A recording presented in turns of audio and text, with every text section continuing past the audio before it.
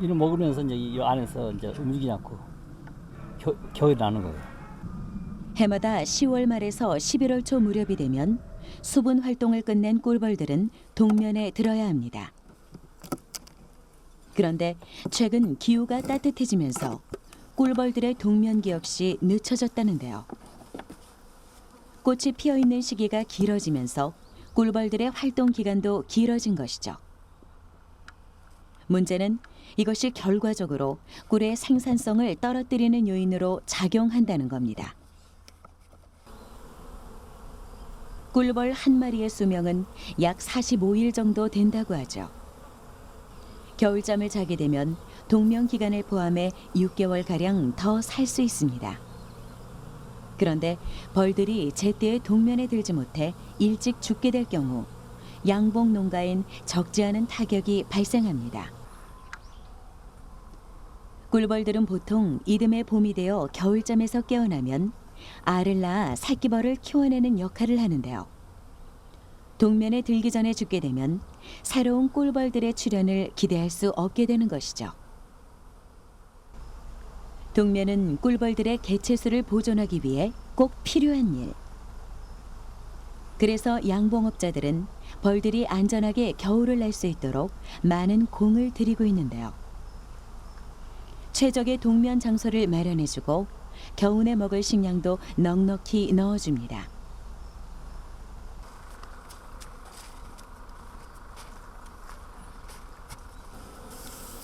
월동 준비를 하면서 또 하나 신경 써야 할 것이 있습니다. 바로 꿀벌들이 동면에 들어갈 벌집 구석구석에 살충제를 뿌려주는 건데요. 꿀벌 최대의 적, 진드기를 없애기 위해서 방역 작업을 하는 것이죠. 그런데 이때 살충제는 꿀벌에게 해가 미치지 않을 정도의 약한 농도로 타서 사용합니다.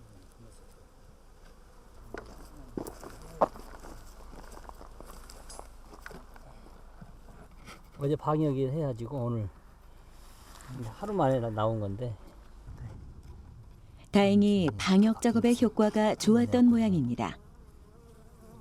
벌집 근처에 진드기 사체들이 떨어져 있는데 그 양이 상당하죠.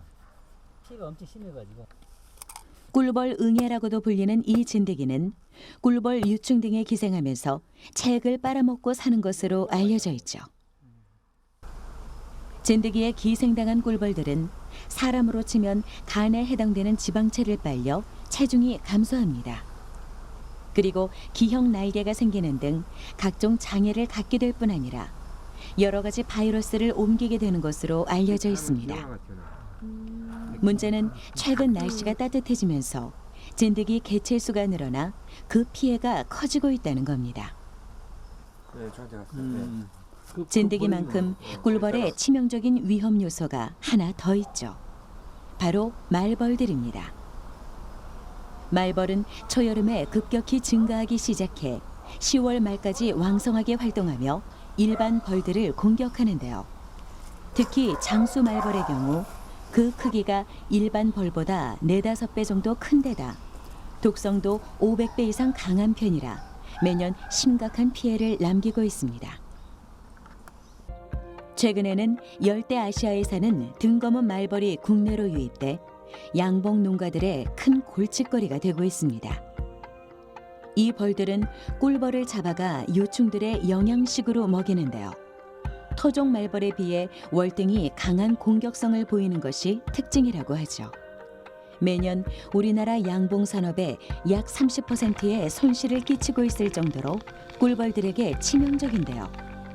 우리나라의 기후가 따뜻해지면서 등검은 말벌들이 매년 더 활개를 치고 있습니다.